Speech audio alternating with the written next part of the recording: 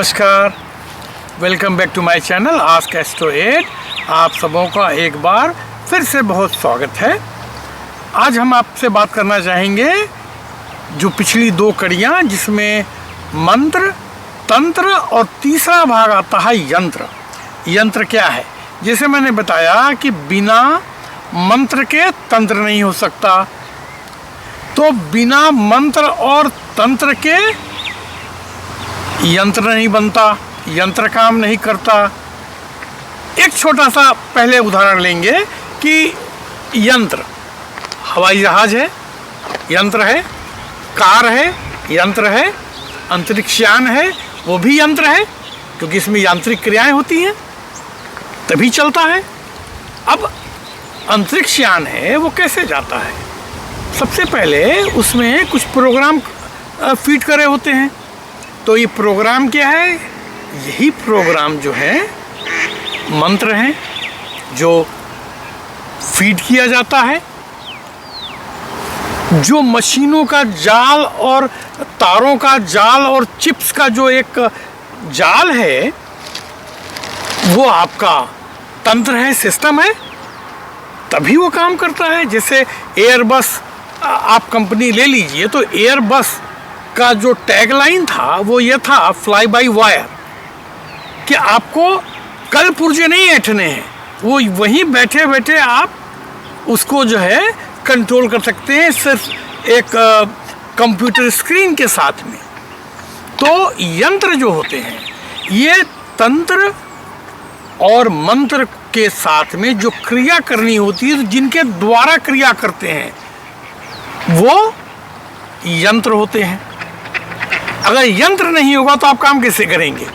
Doctor के पास में stethoscope नहीं होगा तो कैसे पता करेगा?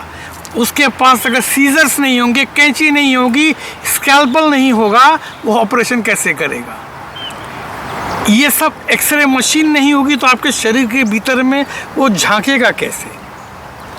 तो यंत्र जो है इसी प्रकार से कुछ चीज़ों को करने के लिए यंत्र की ज़रूरत होती है। और एक बात याद रखिएगा, जो यंत्र हमारे जो मकान का जो नक्शा बनता है वो भी एक तरह का यंत्र है, क्योंकि उसके आधार पर ही बिल्डिंग खड़ी होती है। तो जो हम लोग यंत्र बनाते हैं उनको कुछ ग्रहों को पावर देने के लिए, उनको शक्ति प्रदान करने के लिए उन यंत्र का काम आता है। अब जैसे बहुत जगह वास्तु दोष हो जाता है, मकान हमारा बन गया या हमने खरीद लिया, अब भाई खरीद लिया, अब ये कह देना आसान है मकान छोड़ दो, चले जाओ, इसको तोड़ दो, उसको। अरे भाई हर आदमी तोड़ फोड़ नहीं सकता है। आप फ्लैट में हैं, आप कहाँ तोड़ फोड़ करेंगे? कितना कर लेंगे? इंटरनल तो कर लेंगे, आउटर तो आप कर नहीं सकते।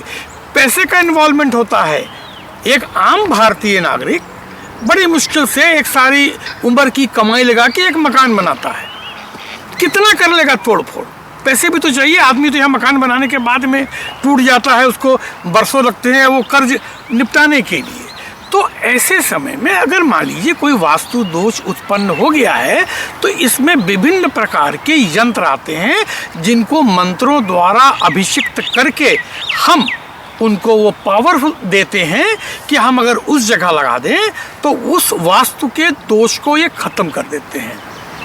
इसी प्रकार से कोई ज़मीन है, ज़मीन में कुछ प्रॉब्लम हो रही है, नहीं बिकती है, या कुछ न कुछ इस पर झगड़े फसाद चलते रहते हैं, तो इसमें जो है भू शांति का यंत्र आता है, वो आप लगा देंगे तो काफ़ी आराम मिल जाता है। इसी प्रकार से जो बच्चे पढ़ाई में पीछे रहते हैं, तो इसके लिए विद्या यंत्र आता है। वो विद्या यंत्र होता क्या है कि कुछ विशेष प्रकार के पावरफुल मंत्रों को हम उससे इन्फ्यूज करते हैं और उस यंत्र के ऊपर में भिन्न भिन्न संख्या या डिज़ाइन बनी होती है जिसका अपना अर्थ होता है। हम आपको वीडियो के अंत में कुछ ग्राफिक्स दे देंगे जो आपको समझने में सफलता देगा। तो ये यंत्र किस पे बनते हैं और कैसे बनते हैं? ये यंत्र अलग अलग जगह पर अलग अलग उद्देश्य के लिए अलग अलग तरीके से बनाए जाते हैं। कुछ यंत्र चर्म पे बनते हैं, चमड़े पे बनते हैं और विशेष जानवर की चमड़े पे बनते हैं। कुछ यंत्र हम अधिकांश यंत्र हम भोजपत्र के ऊपर में केसर से, लाल चंदन से, अष्टगंध से हम उसको लिख करके बनाते हैं। वो अलग अलग चीज़ों में अलग अलग काम आता है। कुछ लोगों को जहाँ भयंकर बीमारी होती है तो कुछ ऐसे स्वास्थ्यवर्धक होते हैं यंत्र जिनको हम चंदन से या केसर से हम भोजपत्र के ऊपर में बना के उसके ऊपर में अभिषेक का पानी रख करके हम अगर मरीज को पिलाते हैं तो मरीज उससे ठीक होते देखे गए हैं। आप करिए डॉक्टर का जो भी इलाज करना है, किसी ने मना नहीं किया। पानी तो पिएगा ना मरीज। अगर हमने ये पिला दिया 2 चम्मच सवेरे 2 चम्मच शाम, क्या फ़र्क पड़ गया? लेकिन फ़ायदा ज़रूर होता है।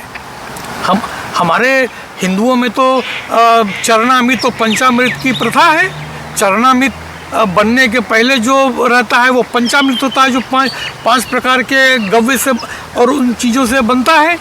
लेकिन जब उससे ईश्वर का अभिषेक हो जाता है तो चरणामृत बन जाता है, जब उनके चरणों में आ जाता है, जो हम लोग लेकर के पीते हैं। तो उसमें बड़ी शक्ति होती है। हमने कई बार देखा है कि शिव के अभिषेक का खाली जल पिला करके बड़े से बड़े टर्मिनली इल जो लोग हैं वो ठीक हो गए हैं।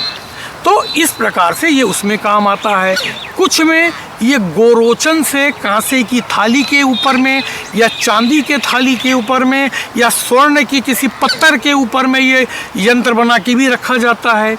तांत्रिक लोग कुछ कार्य में इसको घुघू जो पंडुक पक्षी होता है उसकी बीट से, उल्लू की बीट से या कुछ रक्त से, ये तांत्रिक लोग जो अघोरी लोग हैं उनका काम होता है कार्य सिद्धि के लिए। आप देखेंगे पहले ज़माने में जब भी हमारे कोई योद्धा जाते थे तो हम लोग उनके बाजू पर या गले में एक ताबीज़ बांधा करते थे, वो रक्षक, उसको कवच बोलते हैं। तो ये कवच जो होता है ये भिन्न भिन्न चीज़ों के लिए अलग अलग मंत्रों से, अलग अलग चीज़ों से बनाया होता है। तो ये सब यंत्र होते हैं क्योंकि ये काम करते हैं। अब वस्तुतः काम तो आपके ही हाथ पैर करेंगे, आपकी आँख करेगी, लेकिन कभी कभी होता है हम तो आँख पे चश्मा लगा के भी चारों ओर ढूंढते भाई हमारा चश्मा कहाँ चला गया। कभी कभी हम किसी से कान पे फ़ोन पर बात करते हुए भी हम खोजते रहते भाई वो मेरा फ़ोन कहाँ रख दिया। ऐसा होता है। तो कभी कभी आप देखेंगे कि ऐसी चीज़ें होती हैं जो आपके सामने है लेकिन आपको दिख नहीं रही है। तो ये इस्तेमाल करना ऐसा होता है कि एक तरह से आपके आँखों के आगे से पर्दा छट जाता है और आपको एक्स्ट्रा ऑर्डिनरी ये बल प्राप्त होता है। तो ये यंत्र जो होते हैं इनका बहुत महात्मा है और अधिकतर जो सर्वश्रेष्ठ यंत्र कहे गए हैं वो सोने के पत्थर पर उकेरे हुए। आप भारतवर्ष में तमाम मंदिरों में जाएंगे आपको बहुत जगह ये मांत्रिक चीज़ें मिलेंगी, मंत्र लिखा हुआ स्वर्ण पे उत्कीर्ण, वो सबसे अच्छा माना जाता है। उसके बाद में चांदी पर होता है। उसके बाद में कुछ मंत्र ऐसे होते हैं जो सिर्फ तांबे पर करे जाते हैं। जो राहु, केतु, शनि, इनके लिए जो यंत्र होते हैं वो तांबे पर, कॉपर पे की प्लेट पे होता है। कुछ यंत्र ऐसे होते हैं कि जो हम कागज़ पर भी लिख सकते हैं। इनफैक्ट कागज़ पे लिखने की कोई प्रथा नहीं रही है, कोई उसका शास्त्रीय सम्मत विधान नहीं है। हमने बहुत से लोगों को देखा है, आप जाइए उनकी वहाँ लाइन लगी रहती है और वो पेन उठाते हैं, स्केच पेन उठाते हैं, 2 मंत्र आया उन्होंने कागज़ पे लिख दिया, मोड़ करके आपको दे दिया। नहीं, वो काम नहीं करता है, काम नहीं करता। इसीलिए लोगों का इस पर से विश्वास उठता चला जा रहा है। क्यों? क्योंकि ये यंत्र बनाने के बाद में इसकी सिद्धि होनी बहुत ज़रूरी होती है। जो इसकी जो स्याही होती है, जिसको हम स्याही बोलते हैं, एक्चुअली स्याही नहीं होती है। ये अष्टगंध, कस्तूरी, गोरोचन, केसर, इन सबको मिला करके भिन्न भिन्न उपयोग के लिए भिन्न प्रकार की स्याही बनती है। तो उससे जब हम लिखते हैं और उसको लिखने के लिए भी विशिष्ट प्रकार की कलम चाहिए होती है। कुछ खास चीज़ों में हम बेल के पेड़ की लकड़ी जो है पतली टहनी, उससे लिखते हैं। कुछ उसमें हम अनार की जिन बच्चों को सूखा रोग हो जाता है, बच्चे सूख जाते हैं, उनके लिए हम अनार की लकड़ी से वो मंत्रों को केसर में और अष्टगंध में भोजपत्र के ऊपर लिख करके उसका पानी भी पिलाते हैं और उसको बच्चे के गले में हम बांध भी देते हैं। कुछ चीज़ों में तांत्रिक लोग उल्लू का पंख या चील का पंख या कौवे का पंख वो अघोर पंथ वाले करते हैं, लेकिन वो गलत कामों के लिए, किसी को मरवाना हो, किसी को उच्चाटन कराना हो, काला जादू है। तो हमारा यहाँ पर इनसे कोई लेना देना नहीं है। जो वो करते हैं वो उनको मुबारक, वो करते रहें। हमारा काम है आपको सही चीज़ें बताना, अच्छी चीज़ें बताना। तो अच्छी चीज़ें क्या है कि ये लिखने के लिए कभी कभी कीकर की कलम भी इस्तेमाल होती है। अगर दो व्यक्तियों में शत्रुता करनी होती है या जिनसे हमें पीछा छुड़ाना होता है तो कीकर अर्थात बबूल की कलम से भी हम लिखते हैं। कुछ चीज़ों में हम बांस की कलम भी इस्तेमाल करते हैं। तो ये उनको लिख करके उसको बाकायदा धूप दीप नैवेद्य दे करके, और ये सारे काम कलम बनाने से लेकर के, उस स्याही को बनाने से लेकर के, ये रोज़ नहीं होता है। ये एक विशिष्ट ग्रह दशा में चंद्र ग्रहण हो, सूर्य ग्रहण हो, पुष्य नक्षत्र हो, दीपावली हो, विजयादशमी हो, वसंत पंचमी हो, ये इन तिथियों पर इनका विशेष महात्म्य कहा गया है, विशेष पावर होता है। हम इन दिनों इनको बनाते हैं और बनाने के बाद में फिर हम इस्तेमाल करते हैं। इसीलिए ये कोई ऐसी चीज़ नहीं कि हम किसी ने आज हमको फ़ोन किया, मैंने फट से बना के धर के रख दिया ना। इनके लिए आपको इन चीज़ों की तैयारी, जब भी प्लेनेटरी पोजीशन सही होती है उसको बना के साधक को रखना चाहिए। जो लोग इसकी साधना करते हैं, समझना चाहते हैं, तो याद रखें जब जब इस प्रकार की प्लेनेटरी पोजीशन हो आप इन चीज़ों को बनाइए, रखिए, और उसके बाद में व्यक्ति को जिसको जैसा चाहिए है वैसा कीजिए। ये बहुत कुछ आपको होम्योपैथिक से मिलता जुलता भी होता है। जैसे होम्योपैथिक में हम सिम्टम्स देखते हैं फिर हम दवाई देते हैं, वहाँ सिम्टम्स काम करता है। तो यहाँ भी आप देखिए, आप स्याही बना के रखिए। अब आपको तय करना है कि इस व्यक्ति का सिम्टम क्या है। तो इसको अनार की कलम से लिखना है, कीकर की कलम से लिखना है, इसको हमने किरमिच की कलम से लिखना है, या इसको कुछ चीज़ों में हम अपनी सबसे छोटी उंगली या रिंग फिंगर हम इससे भी लिखते हैं।